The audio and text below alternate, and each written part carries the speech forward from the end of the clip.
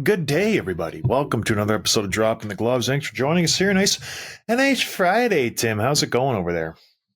It's good. It's good. How's your week, John? How you feeling? So far so good. Yeah, can't complain. Conor Garland. A lot of good feedback on that. Yeah, I always come out of an interview not knowing how it's going to be received, but that one, some people are saying it's our best ever, which is shocking because I didn't think it was terrible, but I didn't think it was our best ever. But boy, oh boy, people are really enjoying Conor Garland. They loved how honest he was and how it was just a nice, normal conversation. Now, is that more you bringing that out of him, or is that just Conor Garland? Oh, it's both of us. I think I saw a lot of the comments on YouTube about saying it was one of the favorite interviews they've ever seen, and I feel like it's not just to us, but to ever. And those are probably like people that have just recently discovered our show. And different shows have different styles, and I think sometimes it just resonates really well with the player, and they're able to have a good conversation. And feels like that's what happened this week with Garland. So it was good, really good conversation. He was very open and honest, which is nice, especially for a current player. A lot of the guys that are in the league still kind of give those canned answers, and he was willing to be open and transparent about stuff. Yeah, what stood out to me was, yeah, like you said, all that stuff. But in his answers, I just got thinking how good of a coach Rick Tocchet is. He excelled in Arizona. I don't know why it didn't work out there, but then he goes to Vancouver. And he has relatively the same team as Bruce Boudreau had, and the coach before him, Travis Green, and the coach before him. They've had a laundry list of Vigneault was there a little bit. It's it just shows you how good of a coach Tocchet is, but it also shows you how much a coach is crucial to a team. A lot of times people think, oh, a coach is just there to send people on the ice and tell them when to get on and off and maybe work on the power play. It's so important to have a good coach. It can change everything about a team, and it just Vancouver Canucks, case in point. They were terrible, not terrible last year, but they were a middling team, middle of the pack, maybe in the wild card race right at the end, just because they had such a terrible start. They turned it on near the end when Tocchet came in the last 30 games. Connor mentioned that, but fast forward to this year, no pickups, right? Like same team across the board, maybe a couple, tertiary guys, role players, but most part the same guys. They're in the topic for the best team in the NHL, and it's because of Rick Tocchet, what he brings to the table. Did you catch that? Because I was just thinking about that all night. I couldn't get it off my mind.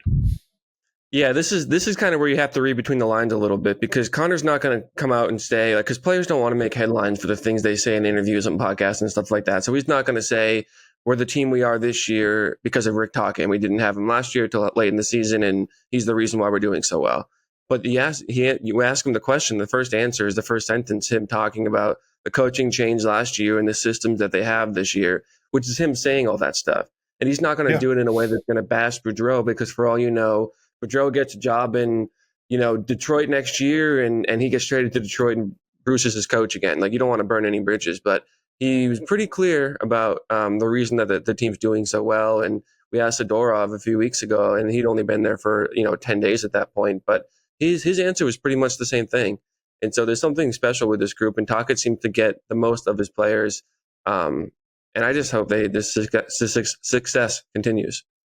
yeah. It really is a trickle down effect, and you put a coach in place, and it just bleeds into the players. Like it's obvious. And JT Miller, I think, is a prime example. He's responding to this. I don't think he respected Bruce Boudreau very much. I think he wasn't his type of coach, and it just didn't seem to work out. He was frustrated with his coaching style. Maybe the same for Pettersson. But it just seems like things are clicking. Things are working very, very well. Well, I had a little negative comment. Someone says I'm too hard on the Coyotes. I'm sorry. Like I don't know. We have a sorted past, me and the Coyotes. Every time I speak of them, I did give them a compliment this year. They're playing really good hockey. I just don't like how they go about their business. And I know it's a completely different ownership group and management and stuff like that. But those wounds, they take a long time to heal. They really do. I've forgiven, but I haven't forgotten. So, and then they have Liam O'Brien, who was the scum of Yeah. the earth. He leads the league in PIMS last time I checked. But even He like the one leads. comment that you made about Arizona was that you had to Garland, you said, oh, you guys had a pretty good little run there relative to Arizona's recent history, which I think is a totally fair thing to say. It's not like you were just dumping all over them. You have dumped over them, but that comment kind of came, I don't know. It's hard to hear sometimes. Sometimes the truth hurts. Yeah, they're having a good year this year. I did watch an Arizona game last week or so. It's so hard to watch them in their arena. It really does seem like it is a college arena. For as much as they do, maybe I'm late to the party and everybody's already talked about this, but it's tough. Tough to watch that on TV. Even the sounds.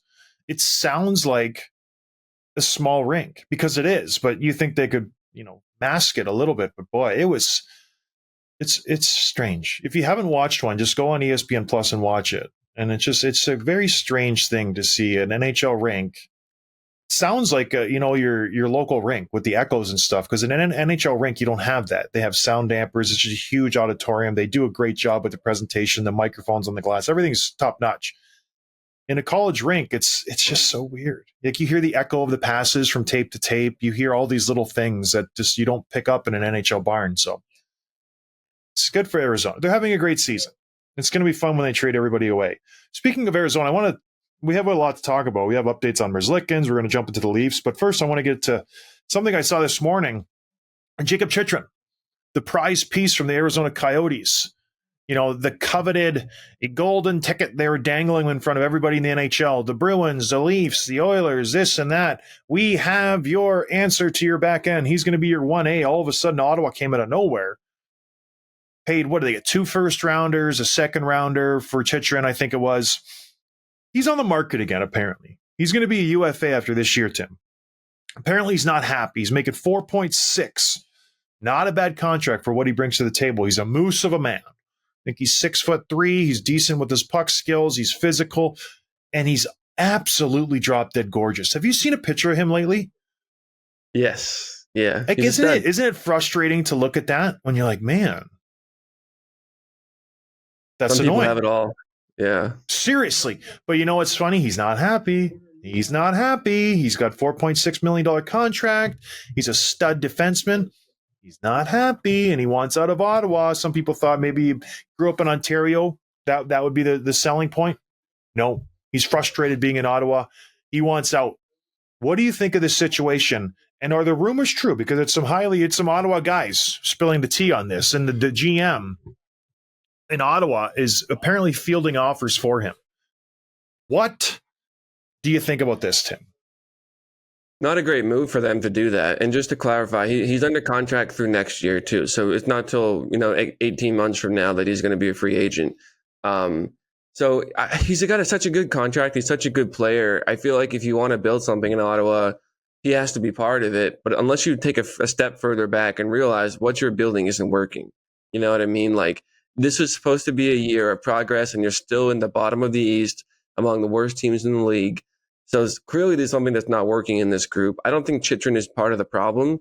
The stats that he logs, the minutes that he logs, he plays up in both ends of the ice really well. I was reading an article, 2 or 3 weeks ago now. I wish I had it in front of me, but just talking about how good he's been in ways that don't show up on the stat sheet and how important he is to the back end on that team. So I can't imagine a situation where they trade Chychrun and get better unless they're kind of doing you can't even say retool, because you got your core locked up now. You're like, this is the group. So if you want to move a player that, I don't know, opens up new possibilities, if you have Giroux coming off the books in a couple of years, if you have Tarasenko and Chychrun is part of that group, that frees up cap space to bring in some new meat, maybe. But I don't see a possibility where you get rid of him and bring in someone better, especially for that cap number. Yeah, I kind of see it both ways. They're obviously not successful this year. So what things can we change with this team? And when you look at their roster, I think they're okay on the back end. They don't give, like, they give up a decent amount of goals. But when you look at the guys they have on their roster, we talked about Sanderson. He's a good defenseman. They got Shabbat Shalom, Artem Zub, 3 good defensemen you can build your team around. Maybe that makes a Jacob Chychrun expendable. You don't need 4 1A guys to build your decor around. You can get by with 3 solid ones and 3 good ones. So maybe that makes him a little bit of a good trade piece, especially if he's maybe not happy.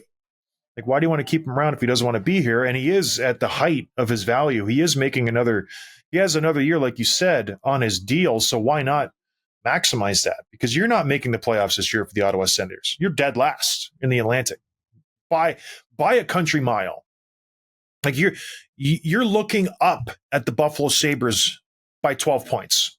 There's no chance you're making the playoffs. So whatever recipe that you think you've cooked up, if you're the Ottawa Senators, if you're their GM, Steve Staios, something has to change, right? Like you have to do something. And we're going to talk about the Toronto Maple Leafs in a minute, but the Ottawa Senators are paralleling them very, very closely, where you're locked into these guys long term, and you're expecting them to take that next step. And I've said it for a couple of years now. This is as good as the Senators are going to get. They've maxed out on their potential. Their guys: Stützle, Chuck, Norris, Batherson, Joseph, Shabbat Shalom, Artem Zub, Sanderson. I think we've reached a high watermark with these guys. So if that's the case, then we have to answer the question. We got to mix up the ingredients, and one of those ingredients is Chychrun, right? Yeah, I guess. I know so. you. I don't know. I know it's hard for you. You like this team. I do, and I like that player too. Man, I hope they figure it out. Maybe next year, right? Can we hope? Can we hope? Oh man, how long can we keep going back to this well? I don't know. And I don't want to just quote the oft-quoted, the definition of insanity is doing the same thing, expecting a different result, but it applies here perfectly. You can't keep going back to the well. Like you have to change something up. Tarasenko, not the answer. Claude Giroux, not the answer. So you're putting in different veteran pieces to try to spur some success from these young guys. Maybe it's the young guys. Maybe you've put all the money into the wrong guys, and we applauded them for getting those contracts out there, signing them young, and they're going to grow into it. They're going to be great deals. That's fantastic. But much like Rick Tocchet in Vancouver, who's stirring the drink there and making everything's work, maybe this group doesn't work. Maybe you have to replace a Stützle, get rid of a Norris, move some pieces just to see if something else works, because they're all great players, right? They put up pretty solid stats across the board. They just don't work. And so anyways, I just wanted to just see your take on that, because I saw that and I'm like, oh, that was a short honeymoon period for Jacob Chychrun in Ottawa. He's been there less than a year. All of a sudden they're talking about trading him. So, face like that? Oh, my word. Before we move on, I'll just point out the goaltending has just been pretty bad. Korpisalo and Forsberg have both played pretty horribly. Now, I haven't watched the games enough to know whether their stats are reflective of like the defense and the shots on net and the power play and all that stuff. But I look at their stats right now, and all their top guys are performing pretty well. Giroux's got 38 points. Stützle has 38 points. Tkachuk, Batherson, Tarasenko, all putting up numbers. And then you have their goaltenders, and it's goals against above 3, save percentage below 900. So maybe there's something in there and they're missing that piece, but you still with that offense up front, you'd expect to be better than last place in the East. You know what I mean? Regardless, even if you're getting below average goaltending. So there's some other missing ingredient, but that's a big part of it. If you're spending to the cap, you can't be last place. You have to show some progress. Tim, they're 15-24. Yeah. That's bad. Like that. Remember at one point they were like 11-11, and they were last place because they played like 8 fewer games. But now it's no more excuses. They're way closer to the lottery. Like the Chicago Blackhawks, who I follow very closely, have 28 points. And they don't have anybody on their team. Nobody. Let that sink in. An Ottawa Senators team who has Giroux, Tkachuk, Stützle, Shabbat, Batherson, Norris, Chychrun, Sanderson, all-star caliber players, have 30 points. Yeah. 30. The Chicago Blackhawks have waiver wire pickups and Rockford Ice Hogs on their roster, and they have 28. Name one player on the Chicago Blackhawks on the current roster right now.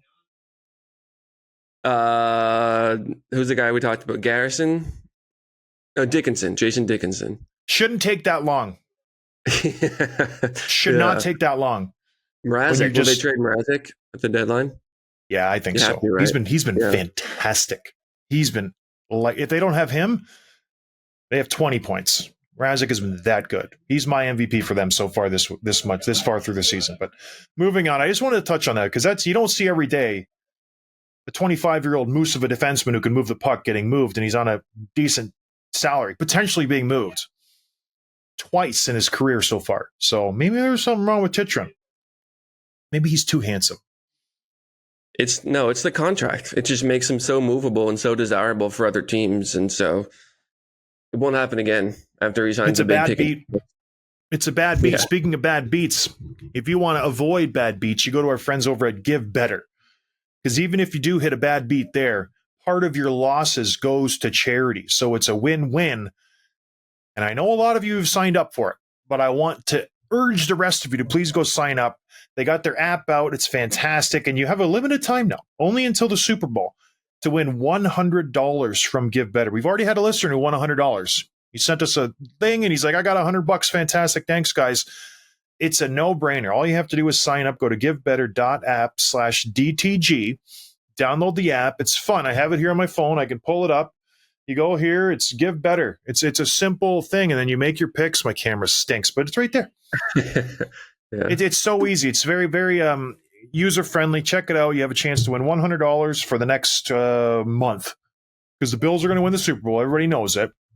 And then you help out yourself, your pocketbook, and then hopefully you parlay that into some more winnings. And if not, when you lose, part of it goes to charity. It's like the Toms. Remember the Toms shoes? You buy one goes to Africa. Like that. If the money goes to a charity, maybe it's in Africa. I don't know where the money goes, but you can pick a nice charity to choose from. Trying to round up some guys to join this. Get some guys who have charities involved. All my friends and families are doing it too. Does Gronk have a charity? You're good friends with Gronk. Yeah, I'll text him. I'll give him a call. I'm sure he does. Before we started taping with Garland, Tim lives in the same neighborhood as him. Like you grew up right next to each other. I'm like, Tim's good friends with Gronk. Tim's like, yeah.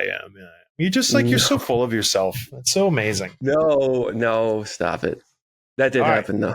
It did happen, yeah. All right, moving on. There's been an update on Merzlikins. Since the last time we talked, I think Monday we brought him up. There's already been some movement on his situation. Yeah, so the thing on Monday was that he had requested a new scenario, quote unquote, which wasn't formally a trade, but basically saying like play me or trade me. You know what I mean? And he had said as much that he didn't formally request a trade, but that changed. He got a start on Tuesday, I think it was, and he got the win over Vancouver, shootout win. Really good game for him, especially he hadn't played in almost 3 weeks at that point, and he stopped all 4 Canuck shooters in the shootout, which is not easy for that group. So he played pretty well, and he told the media after the game that he had formally requested a trade. So it is official now, which is it's a lot of things. I'm going to talk a little bit about that, but there's a great quote from him, and he says, after my last interview that everyone knows I requested for trade, everyone here was still playing for me, and they're playing for me and blocking the shots for me, and this is awesome. I really appreciate them. It was a really easy game for me. There's a couple of things here. First of all, I like this from him, the shout out to his teammates, and I like the fact that they're not letting this distraction impact the way they play. They've got 2 other goalies on the roster. They're going to play just as hard in front of Merzlikins as they play in front of anyone else, which is what you expect. It's not like you're a professional. You have to do that. I like his little closing remark too. It was a really easy game for me. Just reminding him like, hey, you know what? You just beat the best team in the league. You ended their 5-game skid after sitting me for 18 days. You put me in the lineup when we win a game, and it wasn't even that hard for me. You know what I mean? Like, he's really throwing some shade here.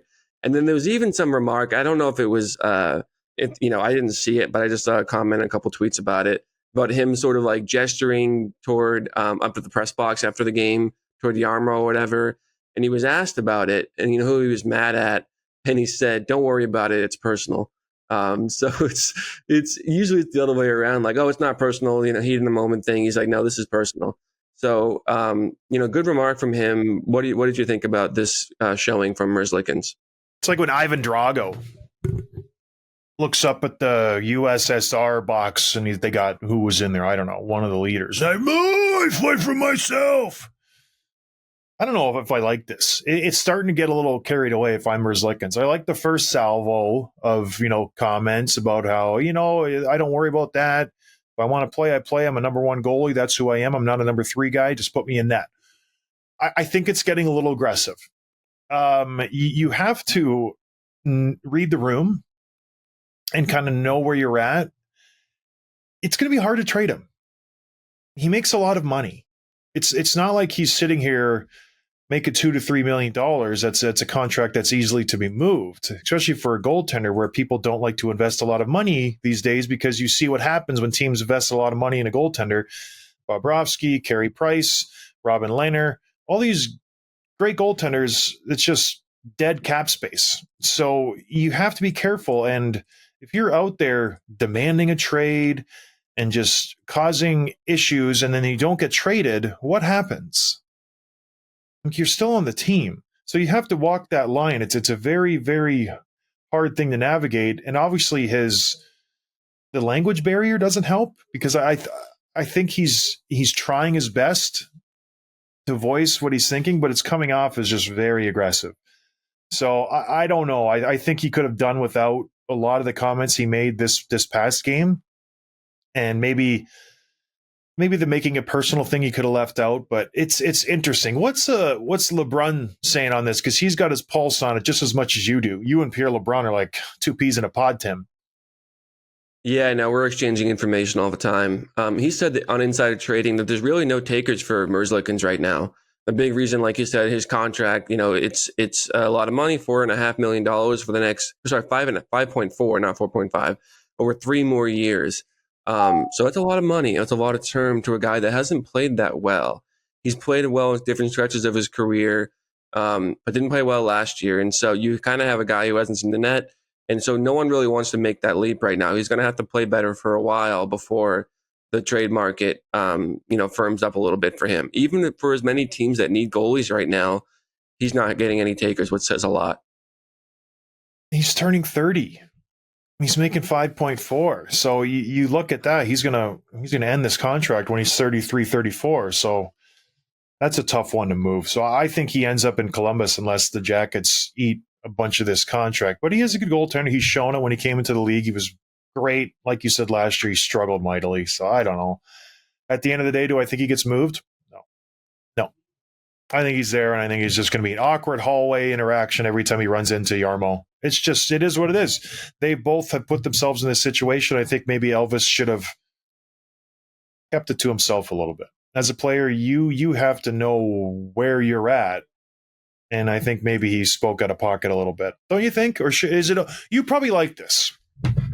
Young kids nowadays speaking his mind. He's letting his feelings out. You gotta let that stuff out. You gotta talk it through. Like, what do you think he should have shut his mouth a little bit? There's a healthy way of letting your frustrations out without doing it publicly. You know what I mean? There's a middle ground there. And like you said the other day, of like, it's rare that a player or GM or coach or someone in the organization airs their dirty laundry publicly and the situation gets better. And I think that's what we're starting to see, where it got a little bit worse this week. Even though he played well and got them the win, he's making it personal. He's formally requesting a trade. He's speaking directly to the media, which that doesn't really happen. Like, the players don't really tell the press after a game, I've requested a trade. You know what I mean? Like, it's always done through the back channels, through the agents, through the reporters, things like that. And Frank and Pierre and those guys are breaking it. And you believe them because it's coming from the source, but it's not directly. So there's something's up here that we probably don't have information on between the two of them. But when we posted this on socials, all the comments coming from Blue Jackets fans is that they're fed up with Yarmo. They said a lot of teams would have released him, years ago. They just don't like what he's done. They don't like what he's building. They think I think it's sort of amateurish is the tone that I'm getting from them on what they think of him, which is I think it's probably fair, the frustration. I don't follow the team well enough to know. I don't have his decision tree in front of me, but clearly something's got to change. Yeah, I agree. Yeah, I like Yarmo's just throw caution to the wind approach. But when you're a fan base and you're an owner and you're trying to build a team, it doesn't really work out. You lose Panarin. Or who did he lose? He lost Bobrovsky and Panarin for nothing. right? And then you sign Gaudreau for no good reason. You trade Pierre-Luc Dubois for another problem, Patrick Laine, and that hasn't worked out whatsoever. He came into the situation was arguably the best defense in hockey when you had Seth Jones, you had Werenski, you had Murray, you had such a solid defense, and now you have Savard. nothing. Yeah. Savard, like just a great spot, and then you bring in, I think they have a Jason Garrison right now. You have the opposite of a puck moving decor back there. So, yeah, maybe I agree with the Columbus fans. It's fun to watch this guys at the deadline, but then when you sit back and you do a big, his scope of work, nothing to really show for it. What has he done in the playoffs? Not much. So maybe it's time to move on. For some reason, the GM doesn't want, or the owner doesn't want to fire him, or the president, whatever it may be. I've never seen Yarmo, but maybe he's just a really personable, suave person. Marc Bergevin was like that way in Montreal, where he's just a likable guy, and he just, everybody around him liked him, the ownership, this and that. Maybe they just don't want to fire that guy. There's an expiry date on everybody. It looks like Yarmo's almost up. So moving on, Tim. Oh, go ahead. I'm just looking at I googled Jarmo Kekalainen trade history, and I'm bringing up Cap Friendly. How long has he been around? Their GM. Like how long has he been alive for? I don't know. No. How long has he been their GM? No idea, because I know they had Davidson as the president, and he's been there for a while. Like 7-8 years, that long? Yeah. Mm-hmm. Oh, wow. So these trades are all him. So there's like a trade history going back to at least 2017. I didn't realize he's been here for that long. Maybe I could be looking at this wrong, but yeah, he's made a lot of moves and they have not been good. So, well, anyway. What are they? Let's list them out. Well, okay. He acquired Damon Severson, the Provorov trade, where he acquired Provorov in exchange. I don't want to cut you off, Tim. I don't want to cut you off. He goes all the way back to 2013. Which as the GM. As the GM, he's been there since 2013. Oh, wow. So, okay. So you're talking about, yeah. Let's see. He got rid of Oliver Bjorkstrand.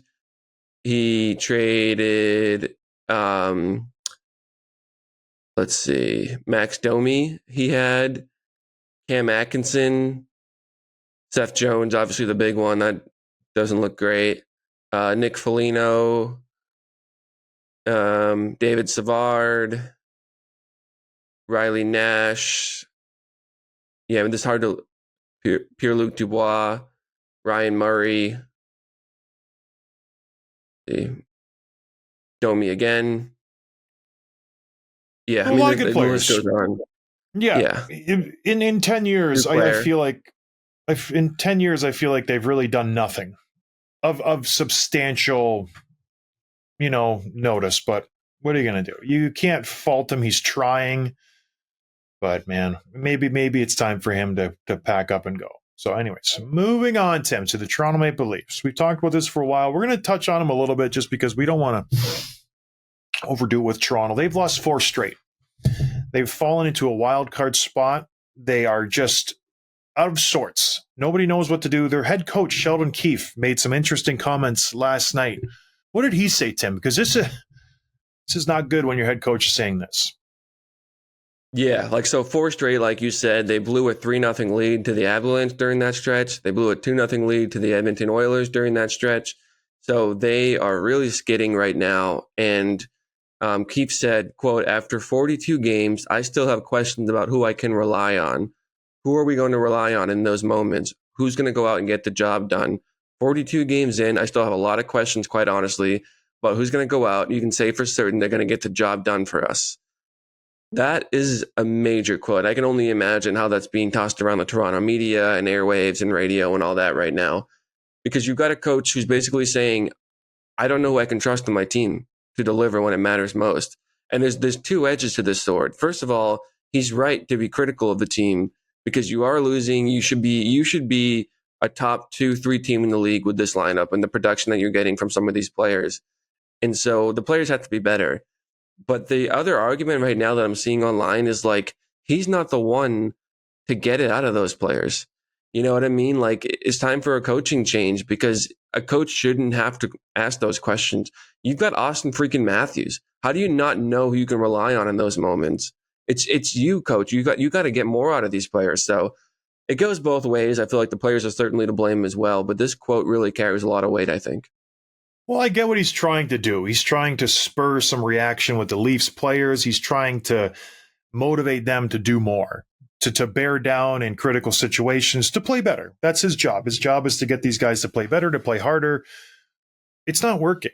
And I've also seen some people saying, well, we're not sure about you. You've been here for 4 years now. Maybe it's you. And I tend to agree with the people who take that side of the argument because as a coach, your job is to answer these questions, right? Your job is to figure out who you can put in certain situations, which players work best with others, and you need to figure it out pretty quick. And I get if you're a first-year coach, you're trying to figure things out, trying to find out which players can do what in what situations and, you know, who cracks under pressure, this and that. You've been there for 5 years, right? Like he's been there quite a long time, 4 or 5 years. How do you not have that figured out? How do you not know? And this is an honest question to him and to you, Tim. Answer it if you can, or to our listeners. If you're around a group of people for a long period of time in any situation, you know what those people can and can't do.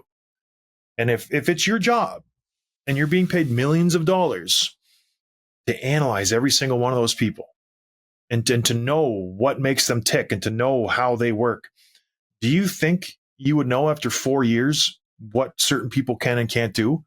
And if they can't do it, maybe get someone else to do it, right? I think it's just a cop-out for him. He doesn't know what the hell's going on. I think he's slowly being shown to be just a bad coach. Maybe he's a good hockey mind. Yeah, maybe he can draw up some plays, some scenarios. He's a good guy in the power play. That's all true. I think he's a terrible coach. And this is another thing, Rick Tocchet, you bring in a coach who can maybe coach these Toronto Maple Leafs, maybe push the right buttons, maybe you see a different result from these guys. Because right now, this team is too good, Tim, to be performing like this. And I know, what do you shake your head? Are you disagreeing with me? No, you're right. I mean, they have 13 regulation wins. I'm going to read you some teams that have more regulation wins than that. I'm not talking about the top dogs like the Avalanche and the Bruins, Canucks. It's the Islanders. It's the Kraken, the Capitals, Coyotes, Flyers, Sabres, Blues, Flames, Red Wings, Penguins, Predators. These teams will have more regulation wins than Toronto. And that's really important. Not just the fact that these teams are playing better in regulation than them. It means that most of the rest of those points, I think there's another 8 or 9 points that you count for where they are in the standings, are coming from 3-on-3 overtime, which means nothing in the playoffs because you're not going to see it, and shootouts, which means nothing in the playoffs because you're not going to see it. Tim, there's 24 points are coming from the shootouts and overtime. If they only have 13 regulation wins, that's 26 points. They're at 50 points now. So half of their points are coming via overtime or shootouts, which is like crazy. They don't do that in playoffs, like you said. So they do overtime, but it's 5-on-5. But going back to my point, I think it's Keefe's fault. I think he's the one who has to go. If there's any questions about why this team is failing after 4 years, yeah, the players, this and that, and Marner and Matthews don't play defense. They're playing defense a little bit better this year. Yeah, well, the goaltenders, they're having an issue. Samsonov was a stud last year. They still didn't do anything. Yeah, well, the defense, they got a pretty good decor. Like you look at it, like the players they've had in and out of this organization over the last 4 or 5 years have been pretty solid D-men. It's the coach. I firmly believe that. That's it. Go ahead. No, go ahead.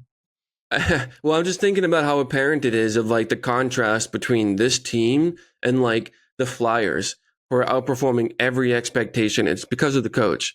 It's Vancouver, who has had basically the same lineup for 3 years, minus Bo Horvat, and you're playing your best hockey ever, and it's because of the coach. And even the Bruins that lost. They lost Bertuzzi, Bergeron, Krejci, like all these great players, Taylor Hall, and they're still in first place. And it's because of the coach. You know what I mean? It's so apparent. And you look at the team like Toronto by comparison, and they're just so good on paper, and they're not doing anything with it. And it's because of the coach. It really does goes to show you how important that is. So I think Keefe needs to go. There's no other way around it. He is not working out. This team is not, responding to his criticism. They're not responding to his questions. It's just this crap.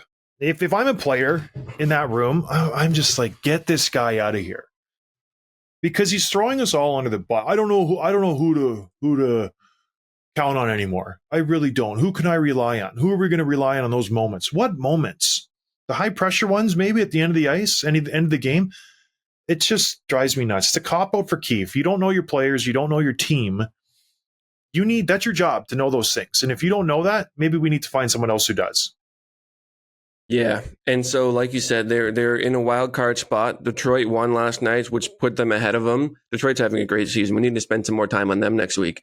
But what's really interesting, and I don't think they're, well, maybe they are. They're in danger of missing a playoff spot now.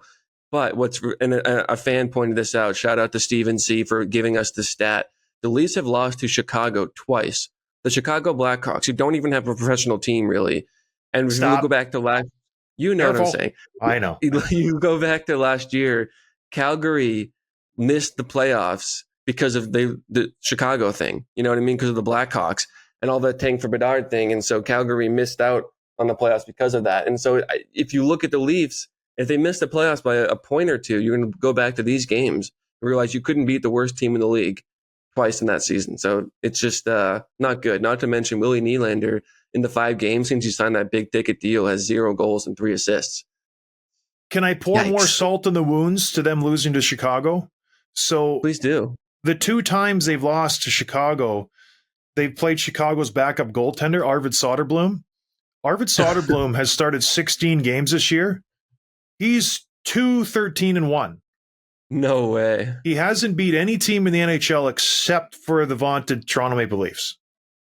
Yikes. Put that into context. So they're playing a backup goaltender who is really struggling, and they still can't get by the Chicago Blackhawks. So I just think that's very funny. But we should get Steve Dangle back on the show and just torment him. Do you follow his stuff anymore? Is he losing his marbles? Like, I pick him up in the playoffs a little bit when he just was really screaming. It's too loud for me a lot of the time. I'm just like, relax, man. Like, just pump the brakes. I don't know how he does it, but yeah, Willie Nylander, it's a good contract. Let's just touch on their acquisitions they had this season, because I was raving about them. I said Brad Trevelyan came in, the things they were missing, maybe a little sandpaper, maybe a little energy in the playoffs, some guys who can go and lay the body. They answered that. They bring in Bertuzzi and Domi. Bertuzzi's having a terrible year. 6 goals, 13 assists, 19 points in 42 games played. That ain't good enough for a guy who's supposed to come in and anchor that left wing on the first line with Marner and Matthews. He's supposed to be a point-per-game guy who adds that sandpaper. Finally find someone who can fill that Hyman role that was lost when he went to Edmonton. It's not working out so far. Max Domi takes a 1-year deal in Toronto, kind of a hometown coming. His dad played there. Ty Domi, he's coming in. He's having an okay year. 23 points in 42 games. But again, not good enough. 23 and 42, he's getting power play time. He's getting second line time. He's getting a lot of opportunities. And he's also taking suspect penalties at times. That is putting the teams behind the 8-ball, PK, this and that. Ryan Reeves, friend of the show. Three-time friend of the show. Boy, oh boy. 1 point, 1 goal versus the Chicago Blackhawks. 21 games played. He's hurt right now. I think he's minus $1 million. Not looking good so far. He hasn't really brought much of anything. Got to fight a first game.